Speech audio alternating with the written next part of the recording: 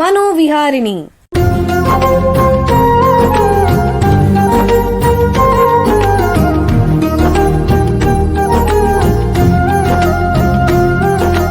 ಬೆಂಗಳೂರಿನ ನಿಮ್ಹಾನ್ಸ್ ವತಿಯಿಂದ ಮಾನಸಿಕ ಆರೋಗ್ಯ ಮತ್ತು ನರವಿಜ್ಞಾನ ಕುರಿತ ಪ್ರಾಯೋಜಿತ ಶಿಕ್ಷಣ ಮಾಲಿಕೆ. ಸಹಯೋಗ ಕರ್ನಾಟಕ ವಿಜ್ಞಾನ ಮತ್ತು ತಂತ್ರಜ್ಞಾನ ಅಕಾಡೆಮಿ, ವಿಜ್ಞಾನ ಮತ್ತು ತಂತ್ರಜ್ಞಾನ ಇಲಾಖೆ, ಕರ್ನಾಟಕ ಸರ್ಕಾರ. ಕೇಳಿ ಮಾನಸಿಕ ಆರೋಗ್ಯ ಮತ್ತು ನರವಿಜ್ಞಾನ ಕುರಿತ ಮಾಲಿಕೆ ಮನೋವಿಹಾರಿಣಿ. ನಮಸ್ಕಾರ ಶ್ರೋತೃಗಳೇ, ನಿಮಗೆಲ್ಲರಿಗೂ ಮನೋವಿಹಾರಣೆ ಶಿಕ್ಷಣ ಮಾಲಿಕೆ ಈ ಸಂಚಿಕೆಗೆ ಆತ್ಮೀಯ ಸ್ವಾಗತ. ಹಿಂದಿನ ಸಂಚಿಕೆಗಳಿಂದ ನರಮಂಡಲದ ವಿವಿಧ ಕಾಯಿಲೆಗಳ ಬಗ್ಗೆ ಚರ್ಚೆ ಮಾಡ್ತಾ ಬಂದಿದ್ದೀವಿ. ಅದನ್ನೇ ಮುಂದುವರಿಸ್ತಾ ಇವತ್ತು ಮೆದುಳಿನ ಟ್ಯೂಮರ್ ಅಥವಾ ಕ್ಯಾನ್ಸರ್ ಬಗ್ಗೆ ತಿಳ್ಕೊಳ್ಳೋಣ. ವಿಶ್ವದಾದ್ಯಂತ ಮನುಷ್ಯರ ಸಾವಿಗೆ ಪ್ರಮುಖ ಕಾರಣಗಳು ಹೃದ್ರೋಗ, ಪಾರ್ಶ್ವವಾಯು, ಮಧುಮೇಹ ಮತ್ತು ಕ್ಯಾನ್ಸರ್ನಂತಹ ಸಾಂಕ್ರಾಮಿಕವಲ್ಲದ ರೋಗಗಳು. ಈ ಕಾಯಿಲೆಗಳು ಜಾಗತಿಕವಾಗಿ ಸಂಭವಿಸುವಂತಹ ಸುಮಾರು 70% ಸಾವುಗಳಿಗೆ ಕಾರಣ. ಭಾರತದಲ್ಲಿ ಕೂಡ ಹೃದಯ ಸಂಬಂಧಿ ಕಾಯಿಲೆಗಳು ಮತ್ತು ಪಾರ್ಶ್ವವಾಯು ನಂತರ ಕ್ಯಾನ್ಸರೇ ಹೆಚ್ಚಿನ ಸಾವು ನೋವುಗಳಿಗೆ ಕಾರಣ. ಭಾರತದಲ್ಲಿ ಪ್ರತಿ ವರ್ಷ 15 ಲಕ್ಷಕ್ಕಿಂತಲೂ ಹೆಚ್ಚು ಹೊಸ ಕ್ಯಾನ್ಸರ್ ಪ್ರಕರಣಗಳು ಪತ್ತೆಯಾಗ್ತಾ ಇದೆಯಂತೆ. ಇದಕ್ಕೆ ಕಾರಣಗಳೇನು ಅಂತಂದರೆ ಜೀವನ ಶೈಲಿಯಲ್ಲಿ ಬದಲಾವಣೆಗಳು, ಆನುವಂಶಿಕ ಮತ್ತು ಪರಿಸರದ ಅಂಶಗಳು, ಹೆಚ್ಚಿದ ಜೀವಿತಾವಧಿ ಇತ್ಯಾದಿ. ಕ್ಯಾನ್ಸರ್ನ ರೋಗ ನಿರ್ಣಯ ಅಥವಾ ಡಯಾಗ್ನೋಸಿಸ್ ಮತ್ತು ಚಿಕಿತ್ಸೆ ಅಥವಾ ಟ್ರೀಟ್ಮೆಂಟ್ನಲ್ಲಿ ಸಾಕಷ್ಟು ಪ್ರಗತಿಯಾಗಿದೆ.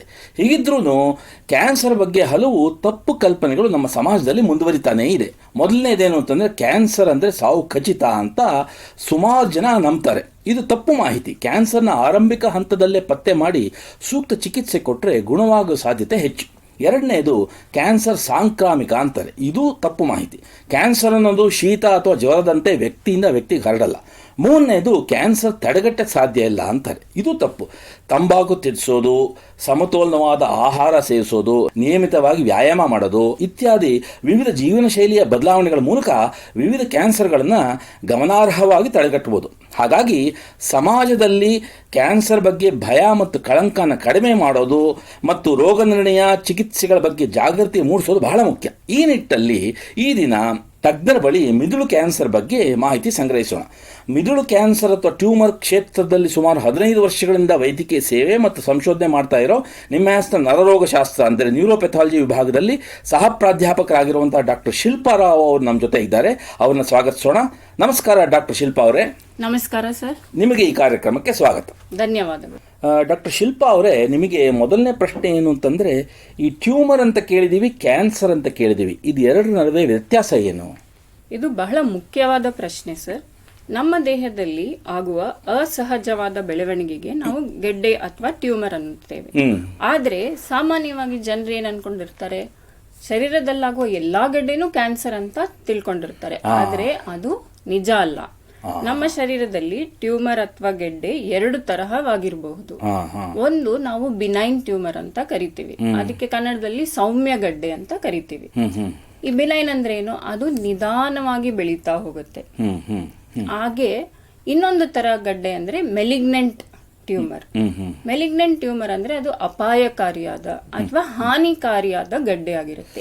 ಈ ಮೆಲಿಗ್ನೆಂಟ್ ಅಂತ ಏನ್ ಹೇಳ್ತೀವಲ್ಲ, ಇದು ಕ್ಯಾನ್ಸರ್ ಆಗಿರುತ್ತೆ. ಇದು ಅತಿ ವೇಗವಾಗಿ ಬೆಳೀತಾ ಹೋಗುತ್ತೆ. ನಮ್ಮ ಶರೀರದ ಬೇರೆ ಭಾಗಗಳಿಗೂ ಹರಡುವಂತಹ ಸಾಧ್ಯತೆ ಇರುತ್ತೆ. ಹಾಗಾಗಿ ನಾವು ಗಡ್ಡೆ ಅಂತ ಅಂದಾಗ ಬಿನೈನ್ ಅನ್ನ ನಾವು ಕ್ಯಾನ್ಸರ್ ಅಂತ ಕನ್ಸಿಡರ್ ಮಾಡೋದಿಲ್ಲ. ಮೆಲಿಗ್ನೆಂಟ್ ಮಾತ್ರ ಕ್ಯಾನ್ಸರ್ ಅಂತ ಕರಿತೇವೆ. ಈಗ ದೇಹದ ಯಾವ ಯಾವ ಭಾಗಗಳಲ್ಲಿ ಕ್ಯಾನ್ಸರ್ ಅಥವಾ ಗೆಡ್ಡೆ ಬರಬಹುದು? ನಮ್ಮ ಶರೀರದಲ್ಲಿ ಯಾವುದೇ ಭಾಗ ಅಥವಾ ಅಂಗಗಳಲ್ಲಿ ಗೆಡ್ಡೆ ಕ್ಯಾನ್ಸರ್ ಬರಬಹುದು. ಸಾಮಾನ್ಯವಾಗಿ ಹೆಂಗಸರಲ್ಲಿ ನಾವು ಕೇಳಿರ್ತೀವಿ ಸ್ತನ ಅಥವಾ ಬ್ರೆಸ್ಟ್ ಕ್ಯಾನ್ಸರ್ ಸಾಮಾನ್ಯವಾಗಿ ಕೇಳ್ತೀವಿ. ಹಾಗೆ ಗಂಡಸರಲ್ಲಿ ಪ್ರಾಸ್ಟೇಟ್ ಕ್ಯಾನ್ಸರ್ ಸಾಮಾನ್ಯವಾಗಿ ಕಾಣಿಸ್ಕೊಳ್ಳುತ್ತೆ.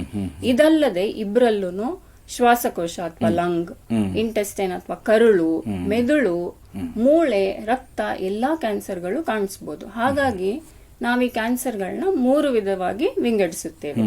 ಮೊದಲನೇದು ಕಾರ್ಸಿನೋಮಾ. ಕಾರ್ಸಿನೋಮಾ ಅಂದ್ರೆ ಏನು? ಈಗ ಚರ್ಮದಲ್ಲಾಗುವುದು, ಸ್ತನದಲ್ಲಾಗೋದು, ಇದಕ್ಕೆಲ್ಲ ಕಾರ್ಸಿನೋಮಾ ಅಂತ ಕರಿತೀವಿ. ಆದ್ರೆ ಮೂಳೆ ಮಾಂಸದಲ್ಲಾಗೋದನ್ನೆಲ್ಲ ನಾವು ಸಾರ್ಕೋಮಾ ಅಂತ ಕರಿತೀವಿ. ಇನ್ನೊಂದು ನೀವು ಸಾಮಾನ್ಯವಾಗಿ ಕೇಳಿರ್ತೀರಾ ರಕ್ತದ ಕ್ಯಾನ್ಸರ್, ಅದಕ್ಕೆ ಲುಕೀಮಿಯಾ ಅಂತ ಕರಿತೀವಿ. ಹಾಗೆ ನಮ್ಮ ಶರೀರದಲ್ಲಿ ಬೇರೆ ಬೇರೆ ಭಾಗದಲ್ಲಿ ಬೇರೆ ಬೇರೆ ತರದ ಕ್ಯಾನ್ಸರ್ ಆಗಬಹುದು.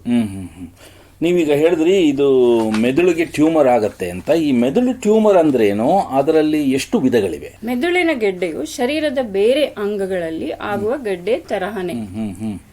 ಆದ್ರೆ ಒಂದು ಮುಖ್ಯವಾದ ವಿಷಯ ಏನಂದ್ರೆ, ಮೆದುಳಲ್ಲಿ ಮೆಲಿಗ್ನೆಂಟ್ ಟ್ಯೂಮರ್, ಕ್ಯಾನ್ಸರ್ ಆಗಿದ್ರು ಸಾಮಾನ್ಯವಾಗಿ ಅದು ನಮ್ಮ ಶರೀರದ ಬೇರೆ ಭಾಗಕ್ಕೆ ಹರಡೋದಿಲ್ಲ. ಅದು ಮೆದುಳಿನ ಟ್ಯೂಮರ್ನ ವಿಶೇಷ. ಇದು ಸಾಮಾನ್ಯವಾಗಿ ಮೆದುಳಿನ ಟ್ಯೂಮರ್ ಅಲ್ಲಿ 2 ರೀತಿ ಇರುತ್ತೆ. ಒಂದು ಪ್ರಾಥಮಿಕ ಗಡ್ಡೆ ಅಥವಾ ಪ್ರೈಮರಿ ಕ್ಯಾನ್ಸರ್ ಟ್ಯೂಮರ್, ಇನ್ನೊಂದು ಸೆಕೆಂಡರಿ ಅಥವಾ ದ್ವಿತೀಯ ಗಡ್ಡೆ ಅಂತೀವಿ. ಪ್ರಾಥಮಿಕ ಅಂದ್ರೆ ಏನು, ಮೆದುಳಲ್ಲೇ ಉದ್ಭವ ಆಗುವಂಥದ್ದು. ದ್ವಿತೀಯ ಅಂದ್ರೆ ಏನು, ಸೆಕೆಂಡರಿ ಅಂದ್ರೆ ನಮ್ಮ ಶರೀರದ ಬೇರೆ ಭಾಗದಲ್ಲಿ ಉಂಟಾಗಿ ಬ್ರೈನ್ಗೆ ಅದು ಹರಡಬಹುದು. ಇವೆರಡರಲ್ಲಿ ನೀವು ನೋಡಿದ್ರೆ ದ್ವಿತೀಯ ಗಡ್ಡೆನೆ ಹೆಚ್ಚು ಸಾಮಾನ್ಯ. ಪ್ರಾಥಮಿಕಕ್ಕಿಂತ 4 ಪಟ್ಟಷ್ಟು ಹೆಚ್ಚು ಸಾಮಾನ್ಯವಾಗಿ ನಾವು ಈ ಸೆಕೆಂಡರಿ ಟ್ಯೂಮರ್ನ ಮೆದುಳಲ್ಲಿ ನೋಡಬಹುದು. ಈಗ ನೀವು ಮೆದುಳು ಗಡ್ಡೆ ಬಗ್ಗೆ ಮಾಹಿತಿ ನೀಡ್ತಾ ಇದ್ದೀರಾ. ಇದು ನಮ್ಮ ಜನರಲ್ಲಿ ಅಥವಾ ನಮ್ಮ ದೇಶದಲ್ಲಿ ಎಷ್ಟು ಪ್ರಮಾಣದಲ್ಲಿ ಹರಡಿದೆ ಈ ಮೆದುಳಿನ ಗಡ್ಡೆ ಅನ್ನೋದು? ಮೊದಲು ಜಾಗತಿಕವಾಗಿ ನೋಡೋಣ. ಜಾಗತಿಕವಾಗಿ ಪ್ರತಿ ವರ್ಷ ಸುಮಾರು 2.5 ಲಕ್ಷ ಜನರಿಗೆ ಮೆದುಳಿನ ಗಡ್ಡೆ ಅಂದ್ರೆ ಬ್ರೈನ್ ಟ್ಯೂಮರ್ ಆಗುತ್ತೆ. ಅದೇ ನಮ್ಮ ದೇಶದಲ್ಲಿ ನೋಡಿದ್ರೆ 40,000 to 50,000 ಜನರಷ್ಟು ಜನ ಈ ಕಾಯಿಲೆಯಿಂದ ನರಳುತ್ತಿದ್ದಾರೆ. ನಮ್ಮ ಶರೀರದಲ್ಲಾಗುವ ಎಲ್ಲಾ ಟ್ಯೂಮರ್ ಅಥವಾ ಕ್ಯಾನ್ಸರ್ ನ ನೀವು ನೋಡಿದ್ರೆ ಈ ಮೆದುಳಿನ ಟ್ಯೂಮರ್ ನ ಶೇಕಡ ಕಡಿಮೆ, 2% ಕಡಿಮೆ ಶೇಕಡದಲ್ಲಿ ಇರುತ್ತದೆ. ಬಹಳ ಒಳ್ಳೆ ಮಾಹಿತಿ ನೀಡ್ತಾ ಇದ್ದೀರಾ. ಈಗ ಒಂದು ಸಣ್ಣ ವಿರಾಮ ತಗೊಳ್ಳೋಣ. ನಂತರ ಮೆದುಳಿನ ಟ್ಯೂಮರ್ ಅಥವಾ ಗಡ್ಡೆ ಬಗ್ಗೆ ಹೆಚ್ಚಿನ ಚರ್ಚೆನ ಮುಂದುವರಿಸೋಣ. ಬೆಂಗಳೂರಿನ ನಿಮ್ಹಾನ್ಸ್ ಮಾನಸಿಕ ಆರೋಗ್ಯ ಮತ್ತು ನರವಿಜ್ಞಾನ ಕ್ಷೇತ್ರದಲ್ಲಿ ಹೆಸರುವಾಸಿ. ಶ್ರೇಷ್ಠ ಗುಣಮಟ್ಟದ ಔಷಧೋಪಚಾರ, ಸಂಶೋಧನೆ ಮತ್ತು ತರಬೇತಿ ಇವೇ ನಿಮ್ಹಾನ್ಸ್ನ ಪ್ರಮುಖ ಧ್ಯೇಯಗಳು. ದೇಶದ ವಿವಿಧ ಭಾಗಗಳಿಂದ ಬರುವ ಲಕ್ಷಾಂತರ ಜನರಿಗೆ ಚಿಕಿತ್ಸೆ ನೀಡುವ ನಿಮ್ಹಾನ್ಸ್ಗೆ ರಾಷ್ಟ್ರೀಯ ಪ್ರಾಮುಖ್ಯತಾ ಸಂಸ್ಥೆ ಎಂಬ ಗೌರವ. ಚಿಕಿತ್ಸೆ ಮತ್ತು ವೈದ್ಯಕೀಯ ಸೇವೆಗಳ ಜೊತೆಯಲ್ಲಿ ನರರೋಗ ಮತ್ತು ಮನೋವೈದ್ಯಕೀಯ ಪುನರ್ವಸತಿ ಸೇವೆಗಳು, ಸಮುದಾಯ ಮಟ್ಟದ ಆರೋಗ್ಯ ಕಾರ್ಯಕ್ರಮಗಳನ್ನು ನಡೆಸುವುದು ಹಾಗೂ ಜನಜಾಗೃತಿ ಮೂಡಿಸುವ ಕೆಲಸಗಳಲ್ಲಿ ಸಕ್ರಿಯವಾಗಿದೆ ನಿಮ್ಹಾನ್ಸ್. ಈ ನಿಟ್ಟಿನಲ್ಲಿ ಆಕಾಶವಾಣಿಯ ಶ್ರೋತೃಗಳಿಗೆ ನರಮಂಡಲ ಮತ್ತು ಮಾನಸಿಕ ಆರೋಗ್ಯದ ಬಗ್ಗೆ ಉಪಯುಕ್ತ ಮಾಹಿತಿ ನೀಡುವುದೇ ಕರ್ನಾಟಕ ವಿಜ್ಞಾನ ಮತ್ತು ತಂತ್ರಜ್ಞಾನ ಅಕಾಡೆಮಿಯ ಸಹಯೋಗದೊಂದಿಗೆ ಮೂಡಿಬರುತ್ತಿರುವ ಈ ಮನೋವಿಹಾರಿಣಿ ಶಿಕ್ಷಣ ಮಾಲಿಕೆಯ ಮೂಲ ಉದ್ದೇಶ. ವಿರಾಮದ ನಂತರ ಮನೋವಿಹಾರಣಿಯ ಈ ಸಂಚಿಕೆಗೆ ನಿಮಗೆಲ್ಲರಿಗೂ ಮತ್ತೊಮ್ಮೆ ಸ್ವಾಗತ. ವಿರಾಮಕ್ಕೆ ಮುಂಚೆ ಮೆದುಳಿನ ಟ್ಯೂಮರ್ ಅಥವಾ ಗಡ್ಡೆ ಬಗ್ಗೆ ನಿಮ್ಹಾನ್ಸ್ನ ತಜ್ಞರಾದ ಡಾಕ್ಟರ್ ಶಿಲ್ಪಾ ರಾವ್ ಹತ್ರ ಮಾತಾಡ್ತಾ ಇದ್ವಿ. ಈಗ ಈ ಚರ್ಚೆನ ಮುಂದುವರಿಸೋಣ. ಡಾಕ್ಟ್ರೇ, ಯಾರಿಗೆ ಈ ಮೆದುಳಿನ ಗಡ್ಡೆ ಬರುವಂತಹ ಸಾಧ್ಯತೆ ಹೆಚ್ಚು? ಈಗ ಹೆಚ್ಚಿನ ಮೆದುಳಿನ ಗೆಡ್ಡೆಗೆ ಕಾರಣ ಇನ್ನೂ ತಿಳಿದಿಲ್ಲ. ಇದು ಎಲ್ಲಾ ವಯಸ್ಸಲ್ಲೂ ಬರಬಹುದು, ಹೆಂಗಸರು ಗಂಡಸರು ಎಲ್ಲರಿಗೂ ಬರಬಹುದು.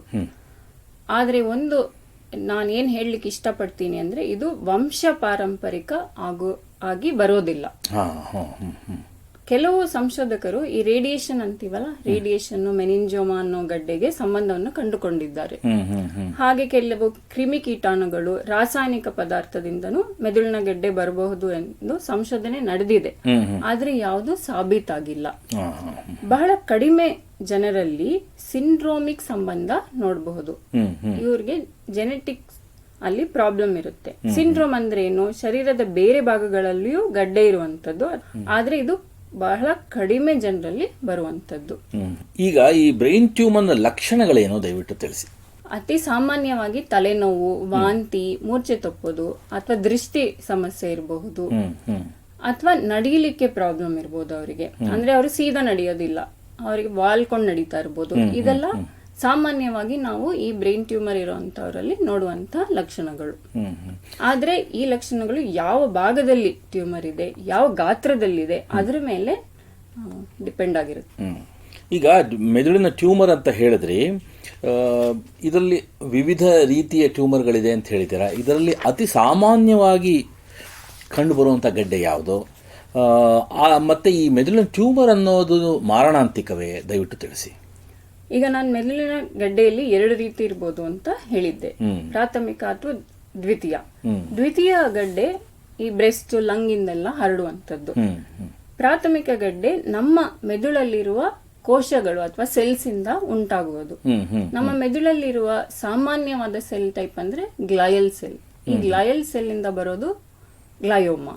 ಹಾಗೆ ಮೆದುಳನ್ನು ಸುತ್ತಿ ಒಂದು ಪದರು ಇರುತ್ತೆ, ಅದಕ್ಕೆ ಮೆನಿಂಜಸ್ ಅಂತೀವಿ, ಅದರಿಂದ ಬರೋದು ಮೆನಿಂಜಿಯೋಮಾ. ವಯಸ್ಕರಲ್ಲಿ ಇವೆರಡು ಸಾಮಾನ್ಯವಾಗಿ ಕಾಣಿಸ್ಕೊಳ್ಳುತ್ತೆ. ಅದೇ ನಾವು ಮಕ್ಕಳಲ್ಲಿ ನೋಡಿದ್ರೆ ಅವರಲ್ಲಿ ಮೆಡುಲೋಬ್ಲಾಸ್ಟೋಮಾ ಅಂತ ಒಂದು ಕಾಯಿಲೆ ಅಥವಾ ಬ್ರೈನ್ ಟ್ಯೂಮರ್ ನಾವು ಸಾಮಾನ್ಯವಾಗಿ ನೋಡಬಹುದು. ಇವೆಲ್ಲದರಲ್ಲಿ ಮೆನಿಂಜಿಯೋಮಾ ಸ್ವಲ್ಪ ಸೌಮ್ಯವಾದ ಗಡ್ಡೆ, ಅದರಲ್ಲೂ ಕೆಲವು ಗ್ರೇಡ್ಸ್ ಇರುತ್ತೆ. ಅದೇ 1ನೇ ಗ್ರೇಡ್ ಇರುತ್ತಲ್ಲ, ಅದು ಸೌಮ್ಯವಾದ ಗಡ್ಡೆ, ಅದಕ್ಕೆ ನೀವು ಶಸ್ತ್ರಚಿಕಿತ್ಸೆ ಮಾಡಿದ್ರೆ ಸಾಕು. ಆದ್ರೆ ಗ್ಲಯೋಮಾ ಅಲ್ಲಿ ಗ್ಲಯೋಬ್ಲಾಸ್ಟೋಮಾ ಅಂತ ಒಂದು ಕಾಯಿಲೆ ಇದೆ, ಅದು 4ನೇ ಗ್ರೇಡಿನ ಟ್ಯೂಮರ್ ಆಗಿರುತ್ತೆ. ಅದು ಅತಿ ಮಾರಣಾಂತಿಕವಾದ ಗಡ್ಡೆ. ಅದಕ್ಕೆ ನೀವು ಟ್ರೀಟ್ಮೆಂಟ್ ಕೊಟ್ಟರು ಸಹ ಅವರೊಂದು 12ರಿಂದ 18 ತಿಂಗಳಷ್ಟೇ ಬದುಕೋದು. ಹಾಗಾಗಿ ಕೆಲವು ಮಾರಣಾಂತಿಕವಾಗಿರುತ್ತದೆ, ಕೆಲವು ಸೌಮ್ಯ ಗಡ್ಡೆಯೂ ಇರಬಹುದು. ಈಗ ಯಾರೋ ಒಬ್ಬರಿಗೆ ಬ್ರೈನ್ ಟ್ಯೂಮರ್ ಇರಬಹುದು, ಅವರು ಯಾವ ವೈದ್ಯರನ್ನ ಸಂಪರ್ಕಿಸಬೇಕು? ಈಗ ರೋಗಿಗೆ ತನ್ಗೆ ಬ್ರೈನ್ ನಲ್ಲಿ ಟ್ಯೂಮರ್ ಇದೆ ಅಂತ ಗೊತ್ತಿರೋದಿಲ್ಲ, ಏನೋ ಒಂದು ತಲೆನೋವು ಇರ್ಬೋದು, ವಾಂತಿ ಬಂದಿರ್ಬೋದು, ಅವರು ನರರೋಗ ತಜ್ಞರಿಗೆ ಹೋಗ್ಬೇಕು ಅಂತ ಗೊತ್ತಿಲ್ಲದೆ ಜನರಲ್ ಫಿಸಿಷಿಯನ್ ಹತ್ರ ಹೋಗಿರ್ಬೋದು. ಆವಾಗ ಅವರು ನ್ಯೂರೋಸರ್ಜನ್ಗೆ ರೆಫರ್ ಮಾಡ್ತಾರೆ. ಆಗ ಇವಾಗ ನ್ಯೂರೋಸರ್ಜನ್ ಹತ್ರ ಹೋಗಿರ್ತಾರಲ್ಲ, ಅವರು ಈ ರೋಗಿಯನ್ನ ಪರೀಕ್ಷೆ ಮಾಡ್ತಾರೆ. ಯಾವ ರೀತಿ ಪರೀಕ್ಷೆಯನ್ನು ಮಾಡಿ ಇದು ಮೆದುಳುಗಡ್ಡೆ ಅಂತ ಕಂಡುಹಿಡಿತಾರೆ ವೈದ್ಯರು? ಈ ವೈದ್ಯರು ಏನ್ ಮಾಡ್ತಾರೆ, ಮೊದಲು ಅವರಿಗೆ ಏನೇನ್ ಕಾಯಿಲೆ ಲಕ್ಷಣಗಳಿದೆ ಅಂತ ಕೇಳ್ತಾರೆ. ಹಾಗೆ ಅವರಿಗೆ ಎಕ್ಸಾಮಿನೇಷನ್ ಮಾಡ್ತಾರೆ, ಮತ್ತೆ ಕೆಲವು ಪರೀಕ್ಷೆಗಳನ್ನ ಮಾಡ್ತಾರೆ. ಯಾವ್ಯಾವ ಪರೀಕ್ಷೆ ಅಂದ್ರೆ, ಮುಖ್ಯವಾದ ಪರೀಕ್ಷೆ ಬರೋದು ಸ್ಕ್ಯಾನಿಂಗ್. ಯಾವ ತರ ಸ್ಕ್ಯಾನ್ ಮಾಡ್ಬೋದು? CT ಸ್ಕ್ಯಾನ್ ಮಾಡ್ಬೋದು, MRI ಸ್ಕ್ಯಾನ್ಗಳನ್ನ ಮಾಡ್ಬೋದು. ಇದ್ರಲ್ಲಿ ಏನ್ ನೋಡ್ತಾರೆ, ಗಡ್ಡೆ ಇದೆಯೇ, ಇದ್ರೆ ಅದು ಯಾವ ಭಾಗದಲ್ಲಿದೆ, ಅದರ ಗಾತ್ರ ಏನು, ಬೇರೆ ಬೇರೆ ಲಕ್ಷಣಗಳು ನೋಡಿ ಇದು ಯಾವ ರೀತಿಯ ಬ್ರೈನ್ ಟ್ಯೂಮರ್ ಇರ್ಬೋದು ಅಂತ ಅವರು ಖಚಿತಪಡಿಸಿಕೊಳ್ಳುತ್ತಾರೆ. ಅದರ ಮೇಲೆ ಯಾವ ರೀತಿಯ ಚಿಕಿತ್ಸೆ ಕೊಡಬೇಕು ಅಂತ ನಿರ್ಧಾರ ಮಾಡುತ್ತಾರೆ. ಮತ್ತೆ ಚಿಕಿತ್ಸೆ ಮಾಡಿದ್ಮೇಲೆ ಒಂದು ಬಯಾಪ್ಸಿ ತೆಗಿತಾರೆ, ಅದನ್ನ ಪೆಥಾಲಜಿ ಲ್ಯಾಬ್ಗೆ ಕಳಿಸ್ತಾರೆ. ಇವೆಲ್ಲ ಪರೀಕ್ಷೆಗಳು ಆಗುತ್ತದೆ. ಅಂದ್ರೆ ಪೆಥಾಲಜಿ ಲ್ಯಾಬ್ ಕಳಿಸಿದ್ರೆ ಅಲ್ಲಿ ಏನ್ ಮಾಡ್ತೀರಾ ನೀವು? ಈಗ ಪೆಥಾಲಜಿ ಲ್ಯಾಬಿಗೆ ಶಸ್ತ್ರಚಿಕಿತ್ಸಕರು ಒಂದು ಬಯಾಪ್ಸಿ ಕಳಿಸಬಹುದು. ಬಯಾಪ್ಸಿ ಅಂತಂದ್ರೆ ಮೆದುಳಿನ ಒಂದು ಭಾಗ, ಒಂದು ಚಿಕ್ಕ ಭಾಗದಿಂದ ಬಯಾಪ್ಸಿ ತೆಗಿಬಹುದು, ಅಥವಾ ಇಡೀ ಗಡ್ಡೆಯನ್ನೇ ತೆಗೆದು ಕಳಿಸಬಹುದು ನಮಗೆ. ನಾವೇನ್ ಮಾಡ್ತೀವಿ ಪೆಥಾಲಜಿ ಲ್ಯಾಬ್ ಅಲ್ಲಿ, ಅದರಿಂದ ಮಾದರಿ ತೆಗೆದುಕೊಂಡು ಮೈಕ್ರೋಸ್ಕೋಪ್ ಕೆಳಗಡೆ ನೋಡಿ ಅಲ್ಲೇ ನಾವು ನಿರ್ಧಾರ ಮಾಡಬಹುದು ಏನ್ ಡಯಾಗ್ನೋಸಿಸ್ ಅಂತ. ಅಥವಾ ಕೆಲವು ಟ್ಯೂಮರ್ಗಳಿಗೆ ಮತ್ತೆ ವಿಶೇಷ ಪರೀಕ್ಷೆ ಬೇಕಾಗಬಹುದು. ವಿಶೇಷ ಪರೀಕ್ಷೆ ಅಂದ್ರೆ ಏನು? ಇಮ್ಯುನೋಹಿಸ್ಟೋಕೆಮಿಸ್ಟ್ರಿ ಬೇಕಾಗಬಹುದು, ಜೆನೆಟಿಕ್ ಟೆಸ್ಟಿಂಗ್ ಬೇಕಾಗಬಹುದು. ಇದೆಲ್ಲ ಯಾಕೆ ಬೇಕು? ಇದೆಲ್ಲ ಮಾಡಿದ್ರೆ ನಮ್ಗೆ ಇನ್ನೂ ಖಚಿತವಾದ ಡಯಾಗ್ನೋಸಿಸ್ ಕೊಡ್ಲಿಕ್ಕೆ ಆಗುತ್ತದೆ. ಹಾಗೆಯೇ ಈ ಡಯಾಗ್ನೋಸಿಸ್ ಇಂದ ಏನು ಮುಂದೆ ಪೇಷಂಟಿಗೆ ಟ್ರೀಟ್ಮೆಂಟ್ ಕೊಡಬೇಕು, ಕೊಟ್ಟಲ್ಲಿ ಅದು ಹೇಗೆ ಪ್ರತಿಕ್ರಿಯೆ ನೀಡಬಹುದು ಅಂತ ನಮ್ಗೆ ತಿಳಿದು ಬರುತ್ತೆ. ಹಾಗಾಗಿ ಈ ಎಲ್ಲಾ ಪರೀಕ್ಷೆಗಳು ಮುಖ್ಯ. ಬಹಳ ಉಪಯುಕ್ತ ಮಾಹಿತಿ ನೀಡಿದ್ದೀರಾ. ನೋಡಿ, ನಿಮ್ಮ ಜೊತೆ ಮಾತಾಡ್ತಾ ಕಾಲ ಕಳೆದಿದ್ದೇ ಗೊತ್ತಾಗಲಿಲ್ಲ. ಇಲ್ಲಿಗೆ ಸಂಚಿಕೆ ಮುಗಿಸುವಂತ ಸಮಯ ಆಗ್ತಾ ಇದೆ. ಡಾಕ್ಟರ್ ಶಿಲ್ಪಾ ಅವರೇ, ಎಲ್ಲ ಕೇಳುಗರಿಗೆ ಮೆದುಳು ಟ್ಯೂಮರ್ ಅಥವಾ ಗಡ್ಡೆ ಬಗ್ಗೆ ಉಪಯುಕ್ತ ಮಾಹಿತಿ ನೀಡಿದ್ದೀರಾ. ನಿಮಗೆ ಎಲ್ಲರ ಪರವಾಗಿ ಧನ್ಯವಾದಗಳು. ಶ್ರೋತೃಗಳೇ, ಮಾನಸಿಕ ಆರೋಗ್ಯ ಮತ್ತು ನರವಿಜ್ಞಾನದ ಬಗ್ಗೆ, ಅದರಲ್ಲೂ ಮೆದುಳು ಟ್ಯೂಮರ್ ಬಗ್ಗೆ ಇನ್ನೂ ಹೆಚ್ಚಿನ ಮಾಹಿತಿಯೊಂದಿಗೆ ಮನೋವಿಹಾರಣೆಯ ಮುಂದಿನ ಸಂಚಿಕೆಯಲ್ಲಿ ಭೇಟಿಯಾಗೋಣ. ನಮಸ್ಕಾರ. ಇಲ್ಲಿಯವರೆಗೆ ಬೆಂಗಳೂರಿನ ನಿಮ್ಹಾನ್ಸ್ ವತಿಯಿಂದ ಮಾನಸಿಕ ಆರೋಗ್ಯ ಮತ್ತು ನರವಿಜ್ಞಾನ ಕುರಿತ ಪ್ರಾಯೋಜಿತ ಶಿಕ್ಷಣ ಮಾಲಿಕೆ ಮನೋವಿಹಾರಿಣಿ ಕೇಳಿದಿರಿ. ಸಹಯೋಗ ಕರ್ನಾಟಕ ವಿಜ್ಞಾನ ಮತ್ತು ತಂತ್ರಜ್ಞಾನ ಅಕಾಡೆಮಿ, ವಿಜ್ಞಾನ ಮತ್ತು ತಂತ್ರಜ್ಞಾನ ಇಲಾಖೆ, ಕರ್ನಾಟಕ ಸರ್ಕಾರ. ನೆರವು ಮಾನಸಿಕ ಆರೋಗ್ಯ ಶಿಕ್ಷಣ ವಿಭಾಗ, ನಿಮ್ಹಾನ್ಸ್ ಹಾಗೂ ನಿವೇದಿತಾ BS, ನಿಮ್ಹಾನ್ಸ್. ಸಂಗೀತ ಸಂಯೋಜನೆ ಕೆ. ಕಲ್ಯಾಣ್. ಪರಿಕಲ್ಪನೆ, ನಿರೂಪಣೆ ಮತ್ತು ನಿರ್ಮಾಣ ಡಾಕ್ಟರ್ MM ಶ್ರೀನಿವಾಸ್ ಭರತ್, ನಿಮ್ಹಾನ್ಸ್. ನಿಮ್ಮ ಸಂದೇಶಗಳನ್ನು ಕಳಿಸಬೇಕಾದ ದೂರವಾಣಿ ಸಂಖ್ಯೆ 7891105524 7899105524. ವಾಟ್ಸ್ಆಪ್ ಸಂದೇಶಗಳು ಮಾತ್ರ. ಈ ಕಾರ್ಯಕ್ರಮದ ಮುಂದಿನ ಸಂಚಿಕೆ ಮುಂದಿನ ವಾರ ಇದೇ ಸಮಯಕ್ಕೆ ಮನೋವಿಹಾರಿಣಿ ಮಾಲಿಕೆಯಲ್ಲಿ.